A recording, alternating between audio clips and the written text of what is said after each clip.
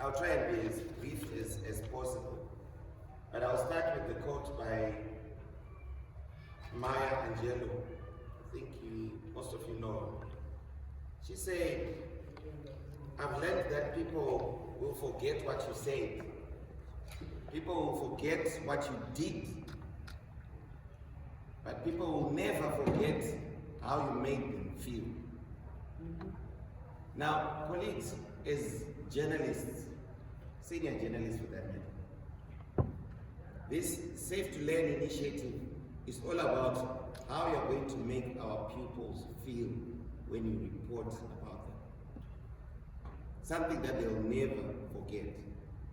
Thank you very much for gathering today at this very crucial Safe to Learn workshop as journalists, because you hold a powerful role in shaping public perception and driving change, especially in the Safe to Learn initiative. Your words can inspire action and foster understanding and give a voice to those who often go unheard. There are a lot of issues that are going on in our schools, many of them unreported, and therefore many of them continue. So we need the help of the media to stop some of the malpractices that are happening within our schools that make it sort of seem unsafe for some of our pupils to be in the school system. Our role as the Ministry of Primary and Secondary Education is to provide quality education without fear or favor and leaving no one and no place behind. No one should be scared to come to school. Today I urge you to consider the significant impact you can have in advancing the cause of safe to learn environments for all our pupils. Prioritize storytelling that highlights the experiences of our pupils. I think this has been said before. The stories, which are human interest stories, are normally read first, if you notice, whether it's in the print media, online, radio, television. Please highlight the human interest stories and seek out narratives that reveal the challenges faced by those who are bullied or those who are marginalized in our educational institutions. And bullying does not mean that it's a pupil-on-pupil bullying. You can even have teachers bullying our pupils, making them feel unsafe at school, or even ancillary staff.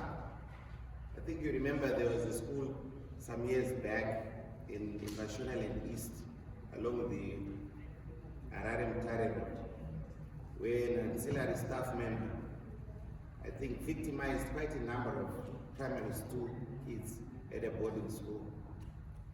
So through your emphatic reporting, you can humanize these issues, encouraging our audiences to engage emotionally and to understand the agency of creating safe schools. Let us also investigate and report on the policies and practices within educational institutions and hold schools accountable by examining their anti-bullying measures and support systems. Anyone who is here who wants to go into a school and investigate what their anti-bullying policy is, just call me, we'll give you the green light.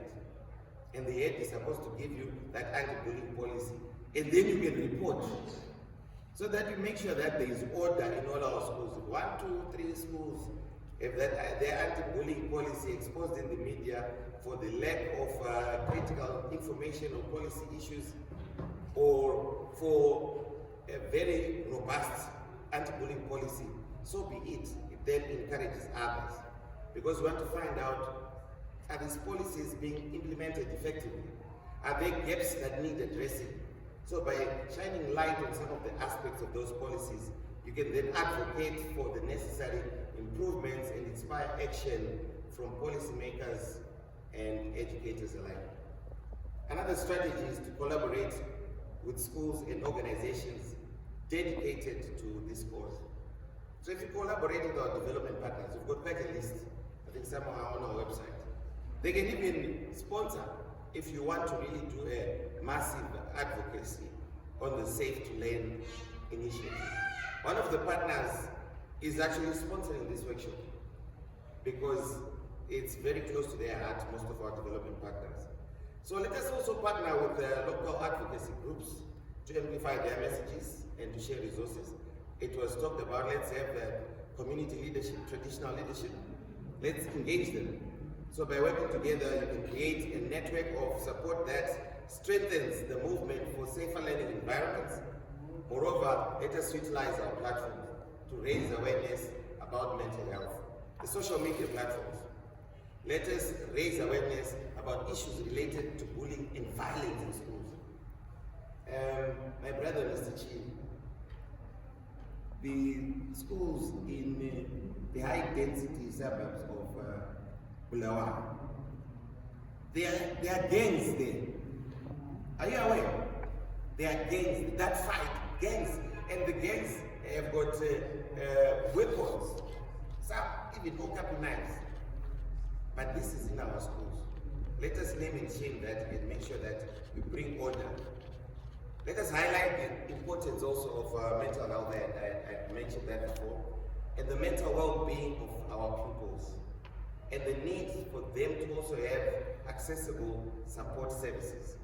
I'm proud of one school that I went to in Bulawayo as well, Evelyn Girls High. They've got a room, it's a whole classroom where there is no one. But sometimes there is a teacher, guidance and counseling teacher, but the room is just called the safe room, where if any of the girls and Evelyn girls feel that they need some space to rejuvenate, they just go into this empty classroom and maybe sit quietly and just feel safe. Then the teacher will then talk to them later when they are calm. And by the time they leave that safe room, they are more confident, because they now feel safe at the school. And some of the issues that they are coming to vent at the school, in the school safe room, are happening in their communities. It's not in the school. They've been harassed and abused within the community. Then when they come to school, they then go to the safe room because that's where they feel safe. So your coverage can also help destigmatize particularly issues to do with mental health and encourage our pupils to seek help without fear of judgment. Let us also engage our audiences through interactive content, host discussions, forums, obviously social media campaigns that invite community members to share their experiences and solutions. This not only fosters dialogue, but also empowers individuals to advocate for change within their communities. Finally, ladies and gentlemen, let us remain vigilant and committed to ethical journalism. Please, ethical journalism. Let's remain to the truth. In fact, if you say the truth, it will set you free. Let's report what we see. Let's not form opinions that are hostile and that may hurt our pupils.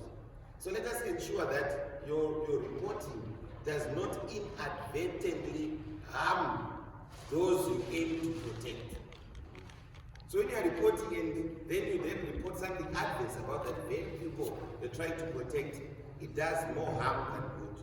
So let's use language that is respectful and inclusive, and prioritize the confidentiality and dignity of your sources in these matters. So in conclusion, your role as journalist is vital in advancing the Safe to Learn initiative, and by sharing powerful stories, holding institutions accountable, collaborating with advocates, and promoting mental health awareness, you can help create a future where every pupil feels safe, supported, and empowered to learn. Together, let us champion the cause of safe learning environments and make a lasting impact in our communities. I thank you.